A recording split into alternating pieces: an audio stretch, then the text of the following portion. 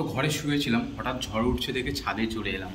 তো ছাদে এসে ঝড় তো প্রায় বন্ধই হয়ে গেল, একটু জোরে হাওয়া চলছে কিন্তু ঝড় হচ্ছে না। অনেক দিন পর ছাদ উঠলাম, মনে হয় 4-5 মাস পর ছাদে উঠেছি। খুব সুন্দর লাগছে কিন্তু অনেকদিন পর নাইট ভিউ। তো তোমাদেরকে আমি ব্যাক ক্যামেরায় পুরো এটা ঘুরিয়ে দেখাচ্ছি যে ছাদ থেকে এটা কেমন লাগে রাতে, কারণ ফ্রন্ট ক্যামেরা অতটা বোঝা যাবে না। সুইচ করছি ব্যাক ক্যামেরা। তো এইটা হচ্ছে যে লাইটগুলো জ্বলছে, এই ইয়েলো ভরে, এটা হচ্ছে বালি ব্রিজ। রাতে তো অতটা বোঝা যাচ্ছে না, এই যে এই জায়গাটা, এই লাইটগুলো যেটা হচ্ছে বালি ব্রিজের রাস্তা। রাতে অতটা বোঝা যাচ্ছে, দিনের বেলা হলে ব্রিজটা দেখা যায়। আর এদিকটা হচ্ছে হাওড়া।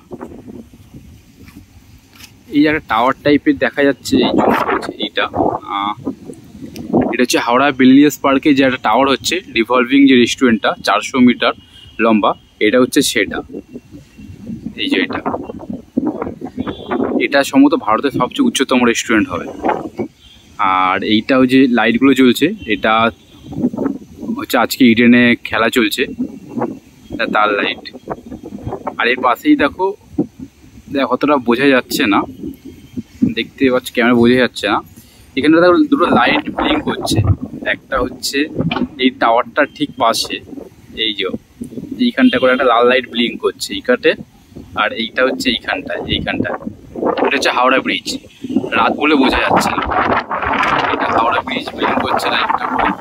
এটা হচ্ছে ইডেন গার্ডেনের লাইট জ্বলছে, খেলা চলছে। আর দিকটা হচ্ছে বিলিয়ার্স পার্ক। সেকেন্ড ব্রিজটাও দেখা যায়, কিন্তু রাত সম্ভবত এইটাই যে লাল রঙের লাইটের সম্ভবত এটা হচ্ছে বিবেকানন্দ সেতু, যেটা সেকেন্ড ব্রিজ, এটা দেখা যাচ্ছে না রাতে। আর এই হচ্ছে চারপাশের শহর।